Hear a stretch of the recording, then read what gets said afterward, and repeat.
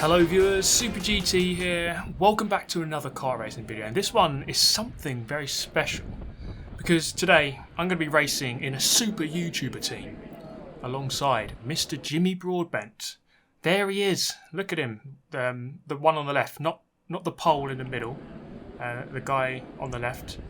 If you don't know who Jimmy Broadbent is, he does a load of sim racing videos and live streams, mainly iRacing, Assetto Corsa, R Factor, Gran Turismo, and today we're going to be racing together in real life. He's gone outside of his shed and has decided to do a real life kart race. So this is a Club 100 endurance race. It's a 2-hour race and we're going to do it as a pair. So the main idea here, the main premise behind this video, we're going to go out for practice here. So this is just sort of a warm up before the race starts. So you can just warm up the car, get used to the conditions, which actually are very, very slidey, mixed conditions, as you can see. It was raining in the morning and overnight, but it wasn't raining, of course, during the day, so it was just drying up still. But the main premise of this video really is that Jimmy is very much a beginner. He first stepped into a car the day before this race. Well, he first stepped into a Club 100 car, sorry, should I say, the day before this race. And he hasn't done too much karting. He's done a lot of sim racing. He understands racing, at least I hope he does. And his karting history isn't huge. He's done a couple of Buckmore Park events you may have seen on his channel, the Buckmore Park 24 Hour and the WTF1 Grand Prix. But apart from that, his experience is very limited. So we kind of have a pro-am team, if you like. I've been doing karting for nearly 20 years. I've done this series for about 11 years. I'm very familiar with these karts, with these tracks. And we've got Jimmy, of course, who isn't very experienced at all. So it's a very interesting mix between the two of us. And we're going into this really just with no proper ambition of, we're not going to try to expect to win or anything. It's just have a solid race, have fun, and see how it goes. So that was my practice done.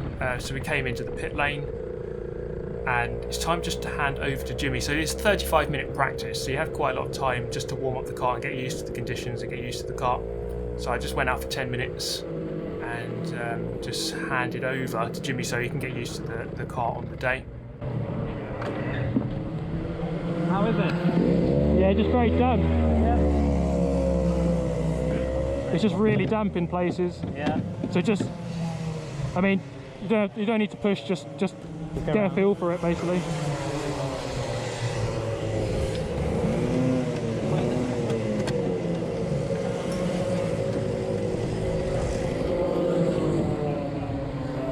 Yeah, I mean, there's just loads of standing water, so yeah. just get a feel for it.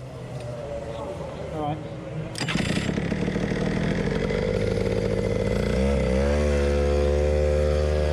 Okay, so you would have seen there that we had to change weight and the pedals. So Jimmy's a lot shorter than I am, so I have to have the pedals a little bit further away than him.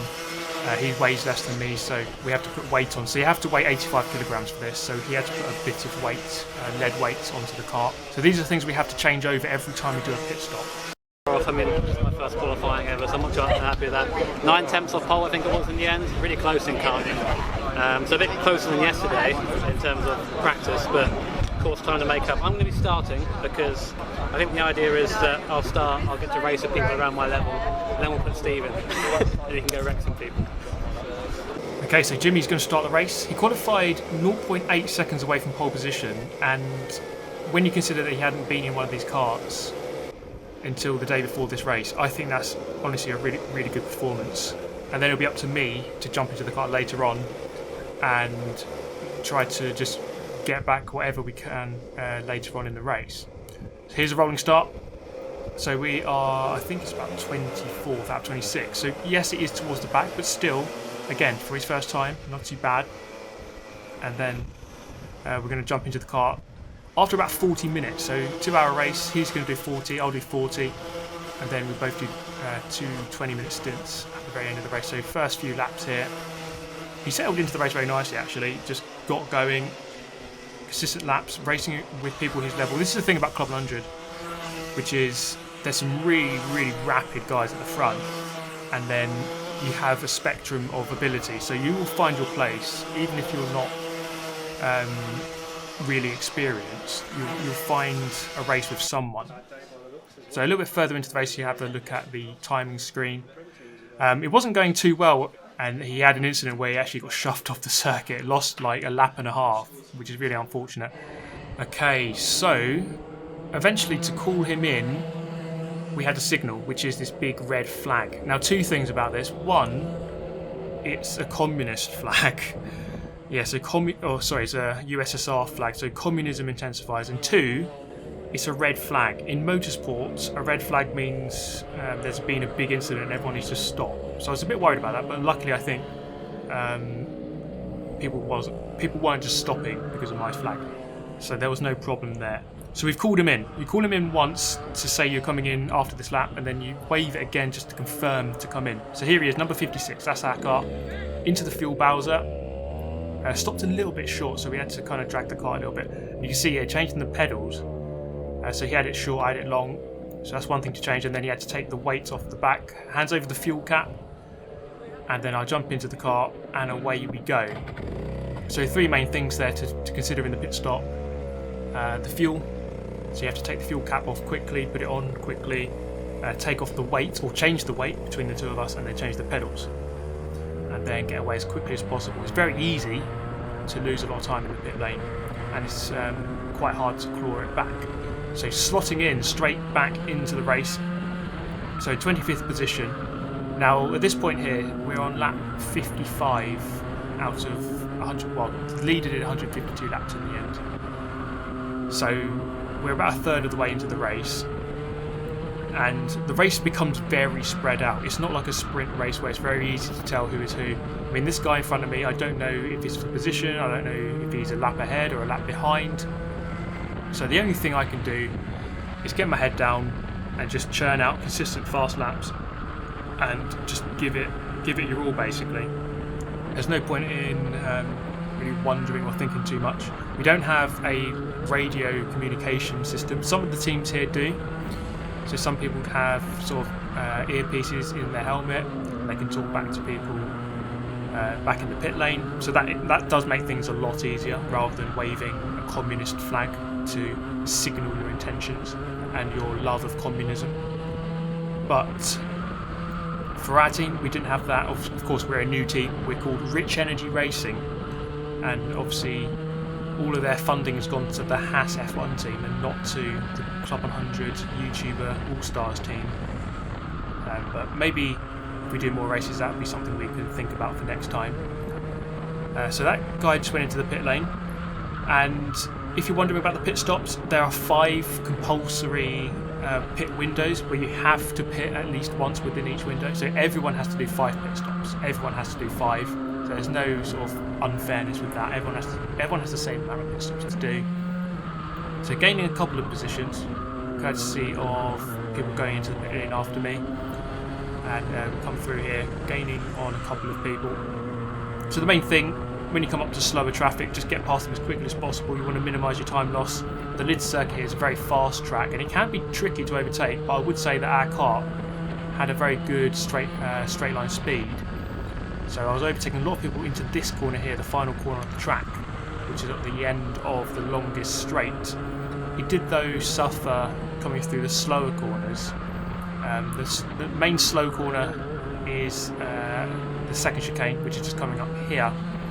This is probably the slowest corner of the track. It's not even that slow, but normally with these karts they are very even, within a couple of tenths of a second between the whole lot, which is very good, but they're not all exactly the same. So some will have slightly better top speed but not as good acceleration, or the other way round. So it's up to you to kind of work out why or where your car is good, and adjust your driving style accordingly. So tucking into that slipstream again, making the most of the top end speed of this kart, which was very good, and overtaking another kart at the end of the lap. So Jimmy Broadbent, communist confirmed. There he is, waving the flag proudly for the Soviet Union. Good stuff. So that is signalling that I'm going to come in. So this is my first stop, which is not going to be a driver swap. It's going to be what we call a runaround. So I couldn't see his second signal, so it was meant to be one signal to say to come in and then the second one to confirm that you should come in, because you don't want to queue up at these fuel things behind someone else, so you just go around again in case. So here it's just a case of getting out of the car and getting straight back in. Jimmy did one of these earlier in the race. That would have been his first pit stop. The second pit stop would have been the changeover, and then that is our third pit stop, so 2 more to go after this one. So coming down the pit lane, it's quite a long pit lane here at Lyd, and weirdly you lose a lap by going through the pit lane. So the timing beam doesn't register that you've gone through the pit lane, so you don't actually go up a lap, so that lap counter doesn't go up by 1 whenever you go through the pit lane. It's quite weird, but it's the same for everyone because everyone has to do the same amount of pit stops, so no worries there. So again, just back out into the track, and again just trying to just pick your way through the traffic and make some consistent and fast lap times. So this is the time of the video. If any of you have any questions about this series, about the karts, about anything, please do feel free to ask below. And hopefully this video shows that even if you are a beginner or you don't have much karting experience, you can jump in and have a very fun race, because I know for a fact that Jimmy really did enjoy his experience here, despite never having ever done this type of kart race before. So, and again, you can have a look at his version of events on his channel. I didn't really have time during this day to do too many pieces of my own to record a lot. I did obviously the intro, the going to McDonald's and getting my rich energy out of the fridge. But whilst at the track, I've recorded a lot of stuff with Jimmy and his dedicated cameraman, and that will go in his video. So good. Please do go and have a look at that. And once it's released, I will link it in the description. And I'm very much looking forward to that video. So up to 20th place by this point here, lap number 96, coming up to the end of my 40-minute stint. This guy waving, probably wondering why is he waving. That is because he's coming into the pit lane, just signalling for me to come through. You are meant to do that whenever you go into the pit lane. You're meant to say, just by raising a hand or pointing, just to say go to my right hand side, I'm going to slow down here in an awkward position, because of course we have no indicators or brake lights or anything like that, so you have to do all your signals with your hands, and ideally not with certain fingers, middle fingers, 2 fingers coming up. You don't want to be seeing that. You just want to see the nice little point through. That's more ideal. So we received the communist flag to tell us to come in. I didn't see it for the first time, the confirming flag, so I came in anyway after 2 laps, and luckily there was no one in the pit lane in front of this fuel bowser, so we didn't have to queue up behind anyone. So that's the end of my 40 minutes, out of the car as quickly as possible, change over the pedals as quickly as I can. I must say I struggled to change this one for some reason, handing over the fuel cap. That one, the brake pedal, having a lot of trouble with trying to adjust it, and eventually, there we go, we get it just done in time. And then Jimmy, out he goes for his final 20-minute stint, and then I'll be jumping in for a final 20 just after. So here are the standings just after that stint there. Sitting in 20th, 5 laps off the lead at this point. So a team in 7th is the top of our class, so there's 3 classes. We're in the Inters class, and at this point we were 3rd in our class, but being hunted down by JK Rolling, who have a very, very quick driver, a former Renault Clio Cup. In fact, this guy's done like single seaters, he's done so many different series. He's getting hunted down by him, and in fact, as we wave the flag again at the end of Jimmy's stint, we will just see him in a moment here. So he was actually very, very close, and in with the shout of a podium. He was very, very close indeed on our first race, which is very good. So waving the flag proudly as we signal to Jimmy to come in. You can see that flag on the back straight, and it just confirms that you need to come into the pit lane. So that team there on the right hand side getting refueled, that is the team we're actually fighting with for 3rd place. They are maybe 10-15 seconds ahead. You can see they're already leaving the pit lane as we're just coming in. So we've got to get this pit stop done very quickly. The pedals get changed very quickly that time, so no worries there. Get the fuel cap, and I'm ready to get into the car. As soon as they pull that fuel hose out, boom, straight in on the accelerator, turn the engine on and go. So I've got to hunt that guy down with only about 20 minutes left to go. It's going to be very difficult, but if we can do it, we've got a podium, on our very first event, which would be absolutely incredible. So jumping out the pit lane as quickly as possible, and once again slotting in right behind someone. And it's really important when you come out of the pit lane, just you're straight into the race. You can't have half a lap where you kind of feel your way back in. You just need to lap as if you were lapping for the last 10 minutes. You need to go straight out and lap quickly and overtake someone on the first corner if needs be. So you have to be very quick with your mind. It's very much a mind game. A lot of karting, you have to be very consistent, not make mistakes, and it's very easy to do that when you're racing for so long. So this guy, luckily for me, he's just going over to the pit lane, so I didn't really lose too much time sitting behind him as we just complete our first lap out of the pit lane. Okay, so by this point of the race, we're in the final 10 minutes now, and it's very difficult to really gain any positions because normally the gaps are so big. So the guy ahead of us is about 15 or just under 15 seconds ahead, which isn't too big. After 2 hours of racing, 15-second gap is not huge, but it's going to be very, very difficult to gain that back. Even if I was half a second a lap quicker, which is quite a lot, it's going to be very difficult to gain that. You would have to have some sort of incident, maybe crash out or spin out. So here we had a chance of unlapping ourselves from someone else in our class. That went by with no fuss, just got through quite easily, but no position actually gained, still in 20th place. And by this point we are 4th in the class, so just outside the podium places, unfortunately. But it just gives us something to work on for next time, I suppose. You can't be perfect instantly, and it just shows you just how difficult it can be to have a successful result in Club 100. The level is very good, and this was amazing. Those two karts there, that is first and second overall in the race, and they are within a second of each other on the final lap. Third place was just 2 seconds behind that as well. So the top 3 of this race overall were within 3 seconds at the end after 2 hours. It is ridiculously close. It was actually one of the closest I've seen, but you get that quite a lot in these races.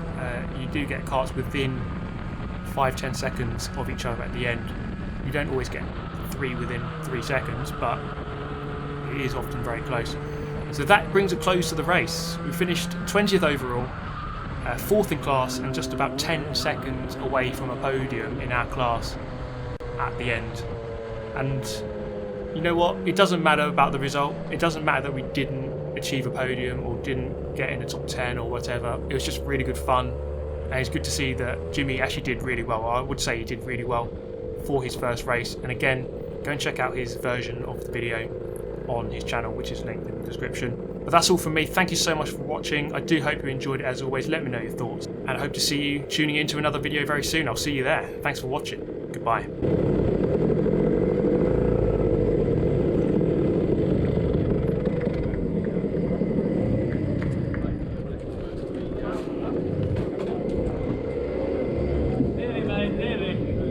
Well done, mate. Nearly. 4th in the end. Yeah. I think we're about like 10 seconds off or something, or 15 seconds. I thought the guy was in position. I was like, oh, back and get him, but like you're unlapping yourself. Okay, well done, the endurance drivers, endurance teams, fantastic. I'm just waiting for a result. And then we will be for a first time, it was good. Like nothing really majorly went wrong. Just solid race. I know you had one incident up there. I was killed. Yeah. Okay. Other than dying one. We lost about a minute up there. That was the lap we were down. Yeah. I'll show you the incident. There's nothing I could do. I was just big up the circuit. It's been terrible. Yeah, man. We're so fucking quick. You got to give me the secret in the black man.